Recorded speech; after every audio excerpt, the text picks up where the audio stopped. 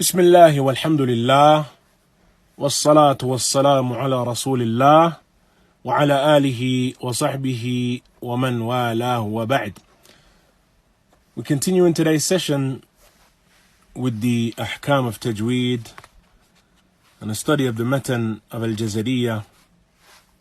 The Matan of Al-Jazariyah around the Ahkam and the rulings of Tajweed. And of course, Ikhwan, the mutun and the text in Tajweed are many, but the Matan of Al-Jazariyah has received the greatest qabool and acceptance among the people of knowledge. And it, in terms of being comprehensive, it gathers between its two covers the majority of the most important ahkam of Tajweed that the Qari of the Quran needs to be acquainted with. The one who recites the Quran, these ahkam and these rulings, it is important and imperative that he acquaints himself with them. And a point on the affair of Tajweed, Ikhwan, there is a common confusion that we oftentimes hear some of the brothers mentioning, that they confuse between the Qari or the reciter that recites with Tajweed and the reciter that has a beautiful voice. Oftentimes, if one recites or if a Qari has a beautiful voice, it is automatically presumed that he is mujawwid and that he recites the Quran with and implementing the ahkam and the rulings of Tajweed, and that is not the case. The ahkam of Tajweed are one thing and a beautiful voice is another. The rulings of Tajweed will not beautify the voice, but they will make the recitation beautiful. And a beautiful voice does not necessitate that the one who recites with that voice recites with Tajweed at all. In fact, that beautiful voice can be deemed ugly and irritating if one recites without implementing the rules of Tajweed and there are apparent mistakes in relation to the recitation. And so we need to be clear and make that distinction. If Allah Azza wa Jal has blessed you with a beautiful voice, فَبِهَا وَنِعْمَةٌ, and that is a ni'mah and a minna min Allah Azza wa Jal. And indeed, Ikhwan, from the best of those who recite the Quran and teach the Quran did not necessarily have the most beautiful voices. From those who I had the opportunity to recite to, from the Qurra and from the reciters within Al-Madinah, from the earliest of my teachers, Sheikh Sulaiman ibn Muhammad Muhsin Khan, Sulaiman, the son of Muhammad Muhsin Khan, the translator of the Quran and Sahih al-Bukhari, his voice was quite coarse. I was able to recite likewise to Sheikh Abdullah Al-Juhani. That was before he became the Imam in the Haram, when he used to teach in Masjid Al-Zahim, which was a few minutes from my home. And of course, you know, his voice is beautiful.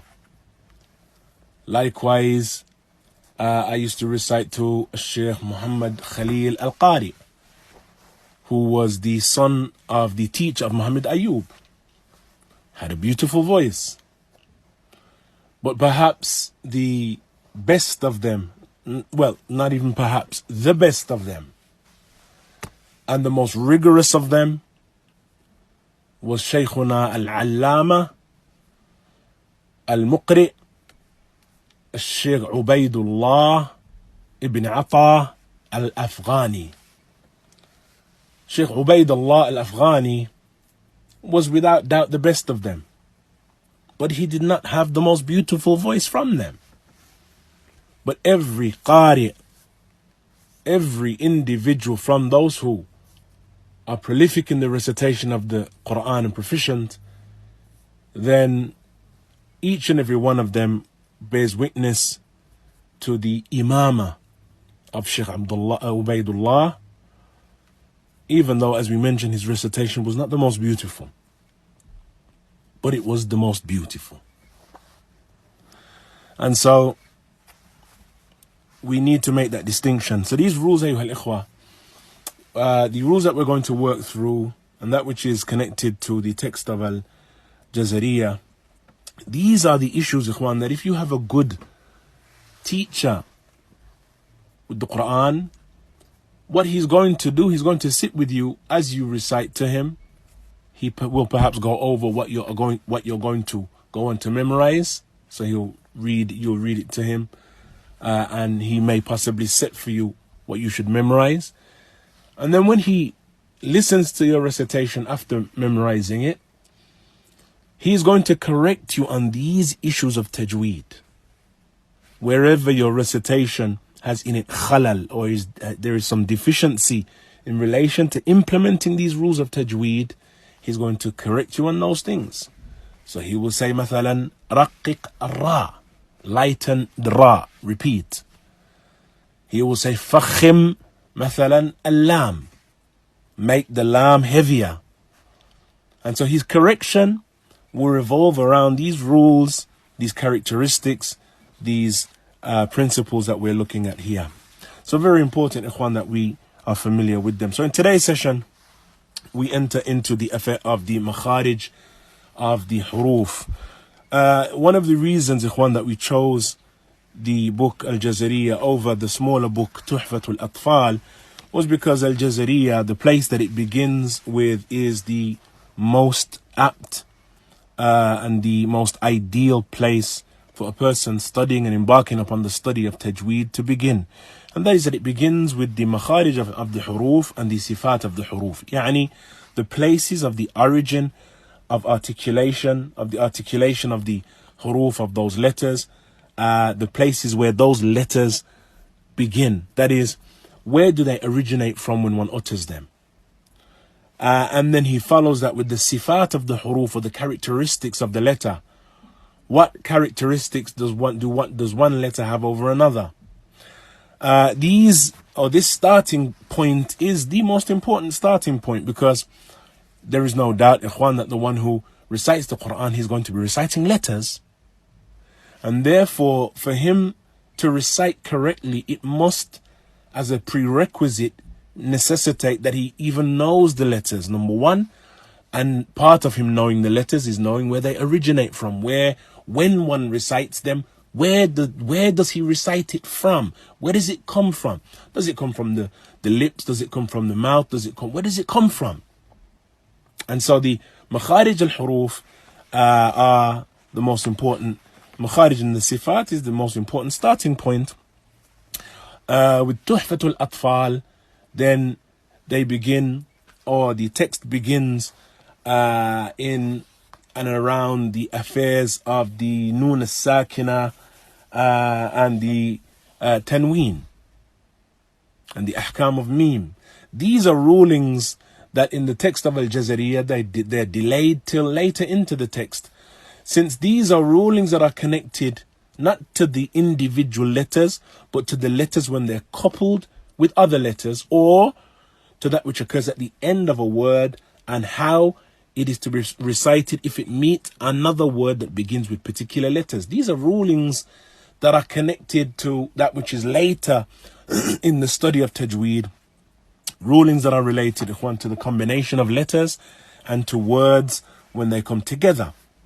And so the arrangement within the matan of Al-Jazariyah is better and more apt for the talib and for the one who begins with his recitation of the Quran. So we're going to begin then with the makharij al-huruf. Before we read the text and the matan, we want to just get an overview of what we intend, or what is intended by the makharij of the huruf. As we mentioned, previously, the mukharij are the places where the letters originate. The places that the letters originate from, the places of their articulation. And there are, in essence, a number of places. First and foremost, we have some 28 letters within the Arabic language. The Arabic language has 28 letters. And so those 28 letters, ikhwan, they have regions where they originate when one recites them. And the scholars have returned those regions back to 17 regions. But those 17 regions are boiled down to 5 main regions. So we have 17 regions that the letters originate from. Those 17 are boiled down to 5, and we're going to look and see how that occurs. And similarly, the scholars, they categorize the affair of the makharij, or the places of origin, into 2 again, from that 5 down to 2. And that is the makharij al-muhaqqaqa and the makharij al-muqaddara.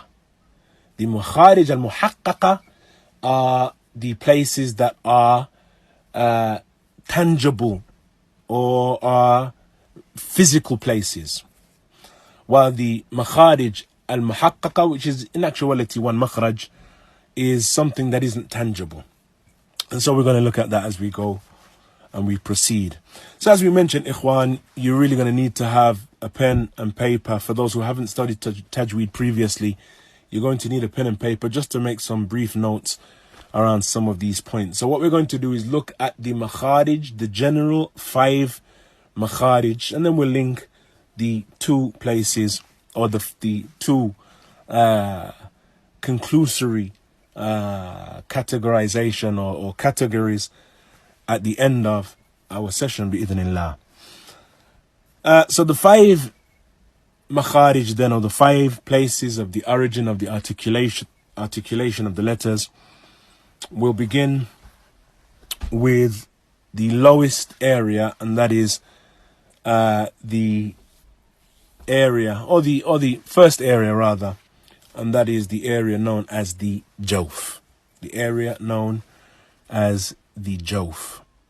And the area of the jawf begins at the highest point of the areas of the articulation of the letters and ends at the lowest point. And the jawf, as we mentioned yesterday, it is the vacant space from the beginning of the mouth down to the throat. And that is down to the region of the voice box, or the Adam's apple. This region, this open space, or this vacant region, is what is known as the jawf. And this area, this jawf, as we've mentioned, it is the place of some of the letters that are present within the Arabic language, though there is something of a difference of opinion concerning that, and we'll look at that bi'idhnillah when we come to the lines that Imam Al-Jazariyah mentions. But the first then of them is the jawf, and this is the area of 3 letters. It is the area of 3 letters. It is the area of the alif, it is the area of waw, and it is the area of ya. And what is meant by these 3 letters are the letters of mad. That is, these are the letters of elongation. Apart from alif, waw and ya are going to come up again in another area of origin. And so we need to differentiate between that waw and ya and this waw and ya. What do we mean then by the waw, ya and alif of mad? The waw, ya and alif of mad are the waw, ya and alif that are added to a letter to elongate it. That is, if one were to recite a word or a letter that is elongated, it is elongated either with a, or with e, or with u. So when we say وَلَضَّالِّينَ, then it is elongated with alif. If we were to say yubsirun, it is elongated with waw. If we were to say mu'mineen, then the noon is elongated with ya. And so what is intended therefore by the letters of mad or the letters of elongation are the three letters that are added to other letters to elongate them. A, E, U.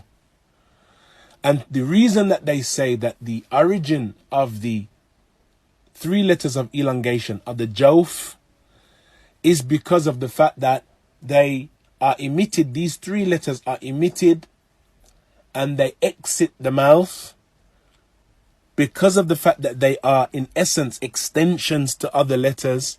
Those other letters have origins in the places that we're going to discuss, but these extensions continue off the back of those letters, and so they extend from those letters into the air, out of the mouth into the air.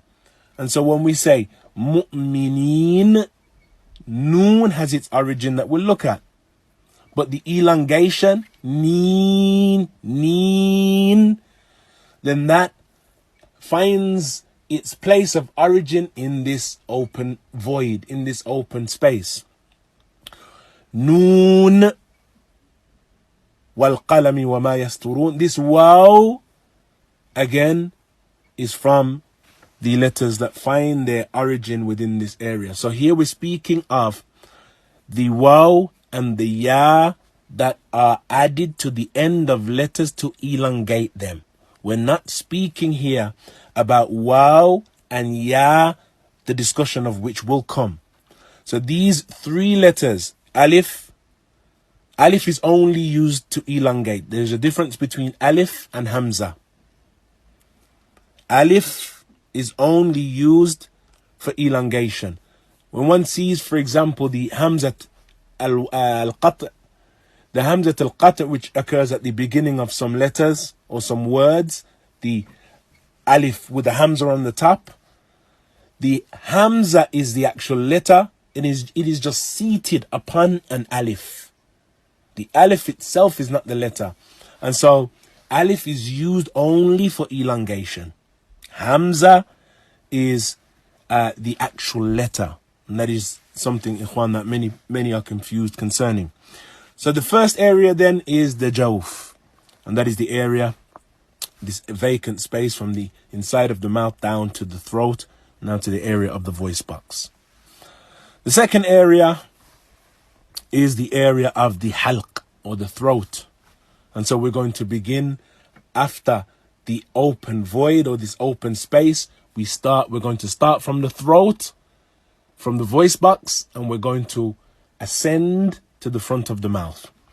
So starting from the area of the throat, yani the voice box, or the deepest part of the throat. The scholars of Tajweed, they categorize, or the scholars of Qira'ah categorize the throat into three sections. We have the lowest, or the deepest, or the aqsa al-halq, the deepest part of the throat, which is the part of the throat that is, as we've mentioned, around the voice box, adjacent to or in line with the Adam's apple. Slightly lower, but it ends there. And then we have the area that is just above that, which is the middle of the throat. And then we have addan al-halq, which is the uppermost part of the throat. And each of these three areas have two letters originating from them.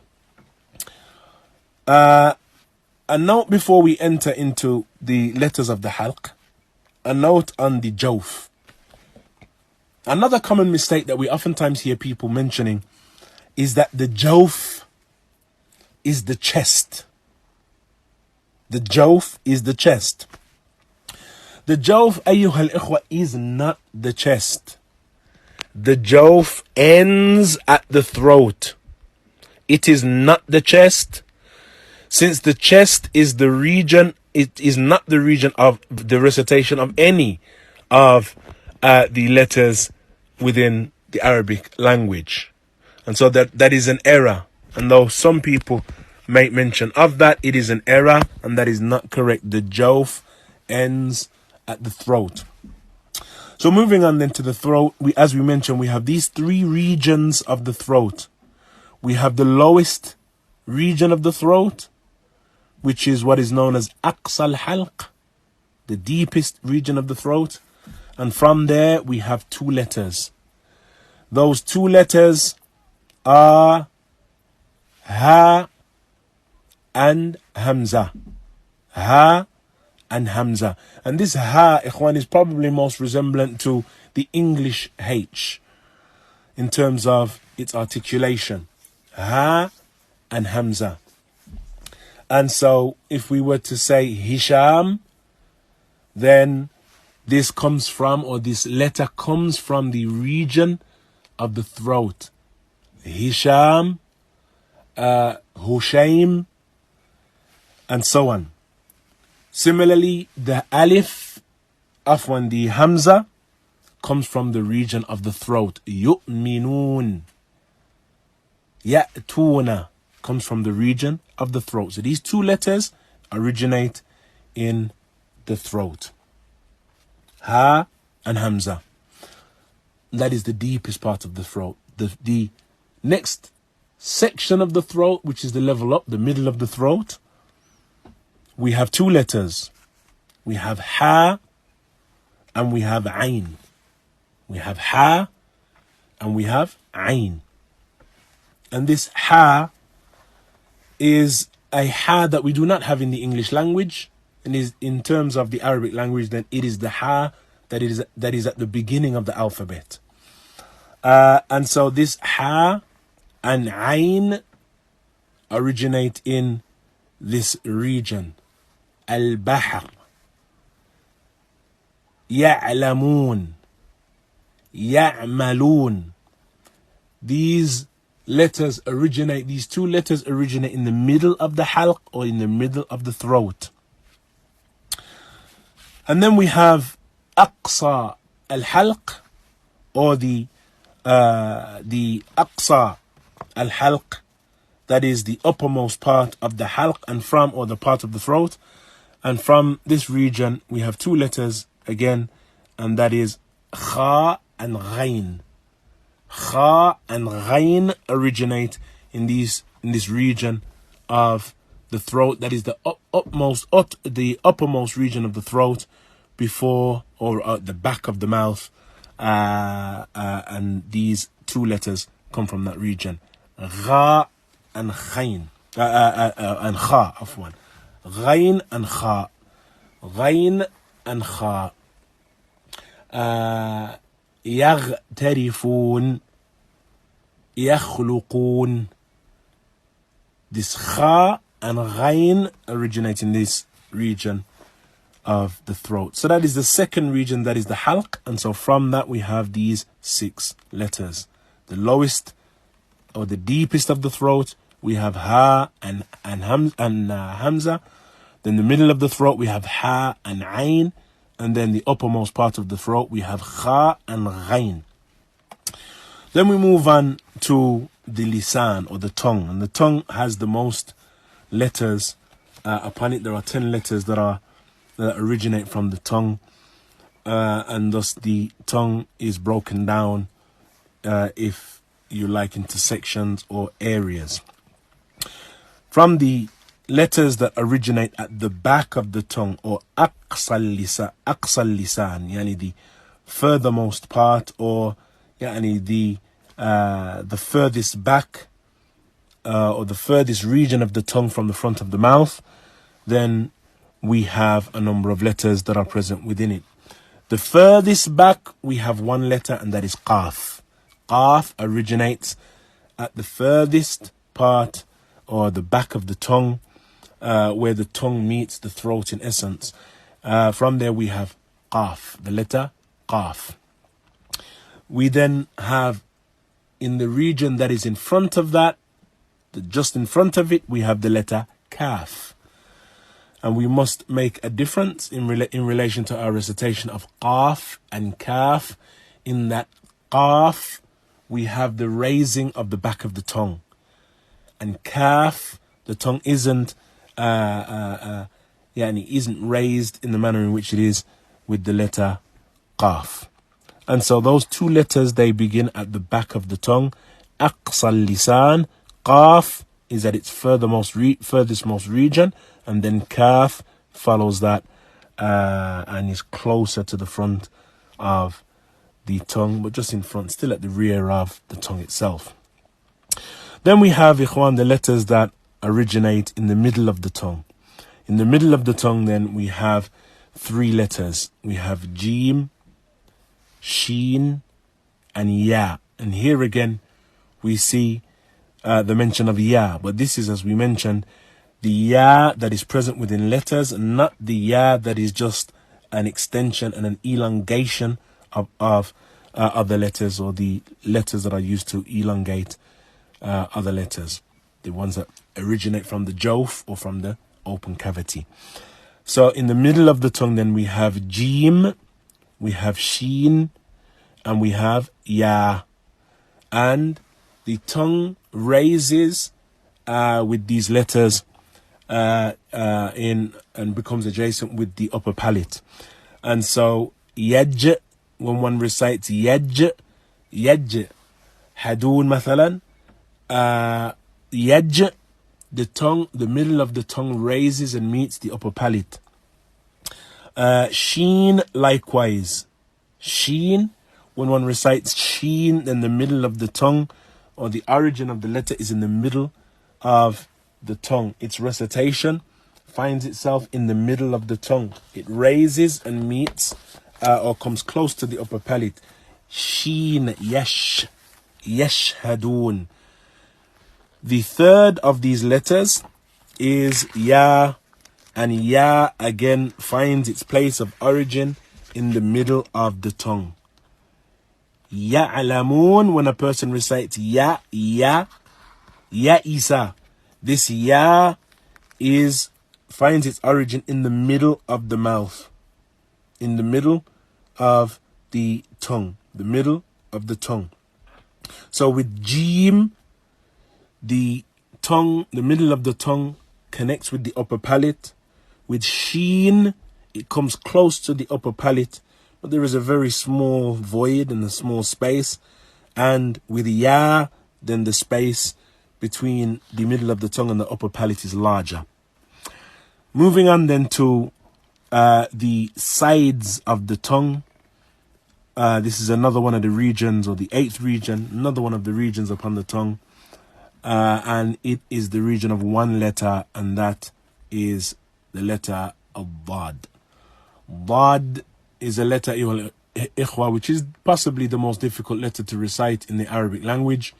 It is recited either by raising the sides of the tongue that are adjacent to the molar teeth and to the premolars, and that the edge of the tongue meets those molar teeth when one recites the letter. And so one can either do so on the left hand side or on the right hand side, or, which is most difficult, with both sides of the mouth. And so when one recites Dad, then the letter Dad, أيها الإخوة, it begins in this region, the sides of the mouth. Some hold that the left is easier, some find the right to be easier.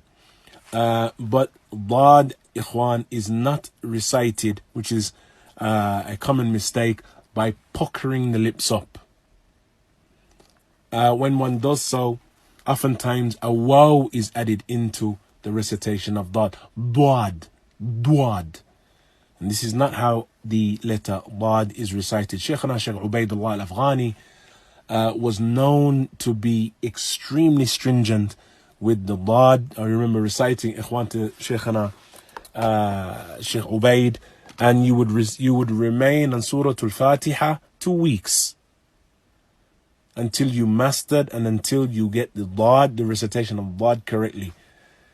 And our Shaykh, he gave me 3 tapes that were it was something of a documentary that took place in and a piece of research that took place in Egypt many years ago with the main leading reciters of the Quran, where they all spoke around the recitation of Dad.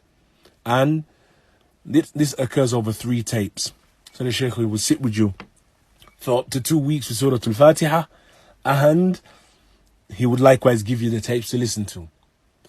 Well, I don't know if he did that with everyone, but he did that with me. And so the letter Dad, Ikhwan, is one that requires practice. You should not see the front of the tongue sticking out and protruding from the front of the mouth, Dad, because then it becomes Dal and leaves the arena of being Dad. Dad, then it originates at the sides of the mouth, as we mentioned, the tongue. One of the sides of the tongue, either the left or the right, or both if one is able to do so, meets the sides or meets the teeth at the sides, or the upper teeth, of course, at the sides of any one of those sides that he chooses, and the letter is recited in that manner. The following region of the tongue is from the middle of the tongue, from the end of the middle, that is, towards the front, around the edges of the front of the tongue. And so, from the front tip of, from the side of the tongue, around the front of the tongue. And so it is not the whole of the length of the side of the tongue, but it is the side towards the front of the tongue, and then around the tip of the tongue, and that is the place of the origin of the recitation of Lam. Lam is recited by bringing the front tip of the tongue, which begins from the end of the side, and it goes around the front of the tongue to the other side before the region where Dal is recited, the Dad is recited. And so Lam is done so by raising the tongue, that front area of the tongue, to meet the pre-palate or the front of the upper mouth, where the gums begin after the front of the teeth, after the front teeth, and where the gums begin in the upper palate. Then that region is the region of the recitation of Lam, that the tongue is raised to meet that front upper palate, and then one recites Lam in that region. Lam is recited from that region. As far as Noon is concerned, the Noon is recited, Ikhwan, again at the front of the tongue. That which is most correct is that it is slightly, it is in front of the recitation of Lam slightly. That is, it is closer to the roots of the front teeth than Lam is. That it is closer to the roots of the front teeth than Lam is. And so Noon is recited closer by bringing the tongue, the front of the tongue, up to the roots of the front teeth. As far as Ra is concerned, then Ra is a letter that is recited in a similar, or its place of origin is similar, and it is the front of the tongue brought up to the pre-palate area, the gum at the end of the front teeth, that connect to the front teeth. But there is something of curvature within the tongue when one does so. Another important issue related to Ra, and we'll come to this when we look at the sifat of the harf, is that one, when he recites Ra, he is careful of reciting the Ra with takreer. And a takreer is this reverberation of the tongue. Ra, Ar-Rahman, Ar-Rahim. This reverberation of the tongue is blameworthy. The recitation of Ra, though there is something of repetition, but it should only occur once. As far as it repeating or there being more than one movement or reverberation of the tongue when one recites Ra, then, as the scholars mention, you have in essence أحدثتم راءات. that you have brought about a number of ra, rather than just the one ra. You have brought about a number of ra. And so when one recites, for example, Ar-Rahman Ar-Rahim, then one should recite Ar-Rahman Ar-Rahim by bringing the tongue up, and it is not Ar-Rahman Ar-Rahim, or even worse, Ar-Rahman or Ar-Rahman. Rather, Ar-Rahman Ar-Rahim, Ar-Rahman Ar-Rahim. So the tongue is brought up to the region, but the tongue should not be vibrating within that region, repeating the ra. Ar-Rahman. And so that region then is the area of the recitation of ra. Then we have the letters that are known as the letters of as-Safir, and that is Sad, Zay, and Sin. And these letters are recited at the front of the mouth, and that is by bringing the tongue to the lower palate in line with the teeth in the lower palate, or the lower incisors, the lower front incisors. And one does so then by allowing the tongue to sit upon, or the front of the tongue to sit upon the inside of the lower front incisors. These letters are not recited, ikhwan, by exiting the tongue or by pushing the tongue out of the mouth, which is something that is, again, another common mistake with some of the brothers who recite. For example, with Sad, that they'll push the tongue out of the mouth. As-Salah, As-Salah. That changes the Sad. Similarly, the letter Sad is not recited by protruding or pouting the lips. As-Salah, As-Salah, because again, you change the recitation of the letter. When you pout the lips, then you introduce a lam oftentimes to the recitation of the Sin, or a waw, as-swala, as-swala. And this is an error in recitation. Rather, the Sin is recited by keeping the tongue inside the mouth, and it is kept low within the mouth. But the back of the tongue with Sin, the back of the tongue is raised slightly when one recites it. So one recites as-salah, as-salah, and as you can observe, there is something from a slight whistle sound when one recites this. This is what is known as a safir, and we'll come to that when we look at the sifat of the huruf. And so Sad, Sin, and Zay are all recited with the tongue in the lower end, or in the lower palate of the mouth. It remains low, then it does not raise. Sad, Sin, and Sad, Sin, and Zay. These three letters are recited with the tongue in the lower palate of the mouth. But with Sad, then the back of the tongue is raised with its recitation, and the air within the mouth, and this is where sometimes the error occurs with some who recite Sad by raising the tongue to the upper incisors. The air, as the scholars of Qira'ah, they mention the air should exit the mouth in an upward fashion, towards the upper incisors, though the tongue is in the lower part of the mouth. So the tongue should not be brought up when one recites Sad. It should not be brought up, i.e. the tip of the tongue should not meet the upper incisors or the gum at the front of the mouth. Rather, it remains low within the mouth, but the back of the tongue raises slightly, as-salah, but the tongue should not protrude from the mouth, neither should the tip of the tongue hit the gum at the front of the mouth. So these are points that we're going to go back on, ikhwan, when we look at the sifat of the huruf, or the characteristics of the letter. So we're merely looking at the place of origin. Then we have those letters that find their place of origin at the very tip of the tongue.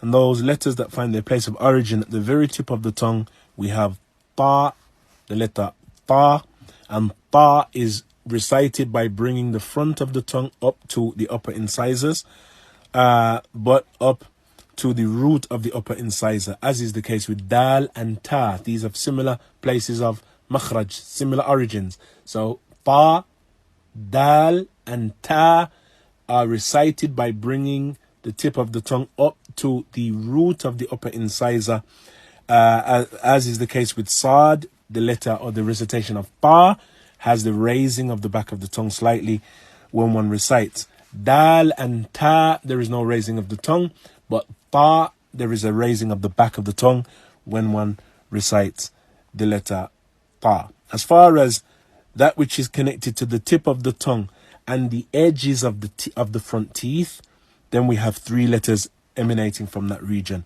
We have va, dhal, and tha. That is, the tip of the tongue meets the edges of the front teeth.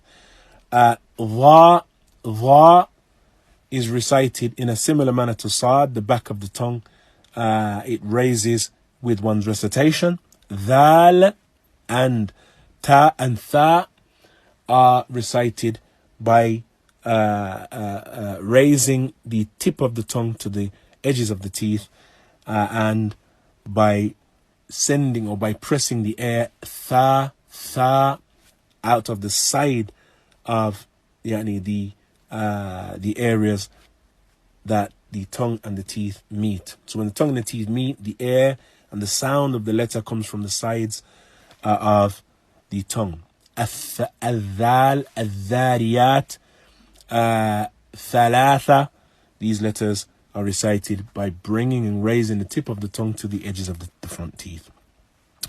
We then have tha, which is recited with the fourth of the areas of the makhraj, or fourth of the makharij, and that is with the lips.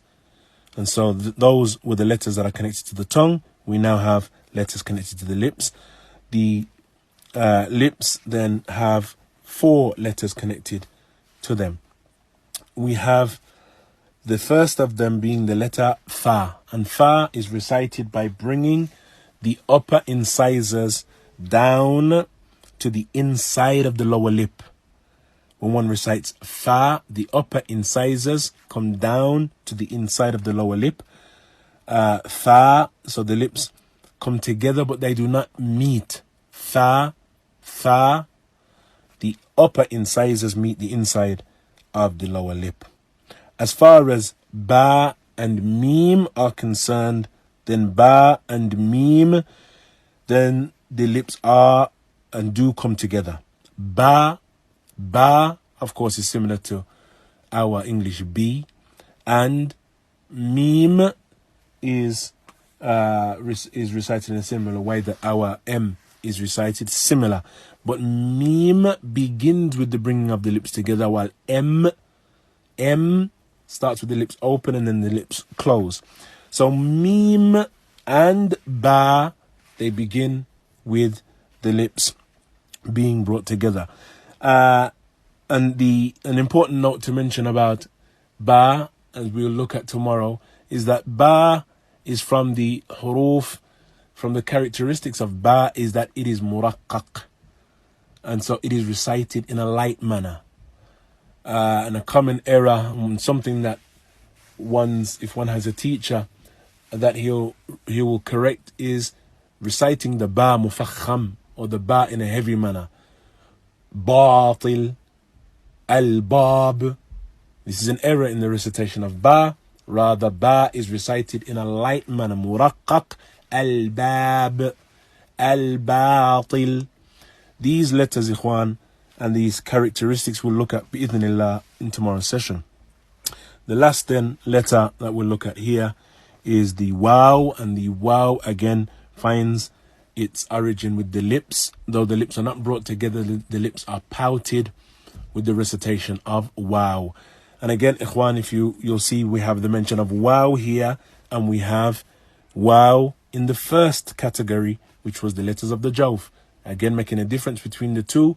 Waw in the letters of the jawf is an elongation. Ya'lamun. This waw is an elongation, while this here is the waw that is, and that makes up the origin and the original letters of the word. Wabil mathalan. This waw here is different from the waw that is used to elongate another letter. So this wow is recited by bringing the lips together, and then the wow is very similar to our wow, to our W when it is recited in the English language. These are the letters connected then to the shafatain, to the lips. The fifth area is the khayshum, and we'll round up with that. The khayshum, ikhwan, is an area that is connected to, or is known as the navel cavity. Yani this area that is within the, or connected to the mouth, the upper mouth, and then goes up into the nose. Although inside the roof of the mouth there is something of a connection between the nasal cavity and the upper palate of the mouth. So the nasal cavity is where we have two letters, or we have the connection to two letters, and there are two letters that we have already looked at, and they are noon and meme. Noon and meme, the recitation of noon and meme have a connection to the nasal cavity, and that it is not possible to recite noon or meme without the involvement of the nasal cavity. And one of the manners in which, or what will make that clear, is if you were to hold the nasal cavity, or if you were to hold the nostrils together and try to recite noon or meme. If you recite it without holding the nostrils, noon, and then hold the nostrils, noon, you're not able to recite noon correctly, because noon has a connection to the nasal cavity. Meme, again, hold the nostrils, beep. We have a restriction of the sound of the letter itself. So those two letters find themselves within that region. And so they are, in general and in very brief, the regions of the makharij of the huruf, or the areas of the origin of the articulation of the letters. Those regions, ikhwan, it is important for us to know, because there are rulings that are going to come along that are connected to letters that have a similar origin, or the same origin, or are close in origin.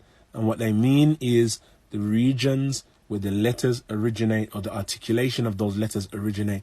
So we must be familiar with them. And in order to recite these letters correctly, we need to know where these letters originate from. So with that,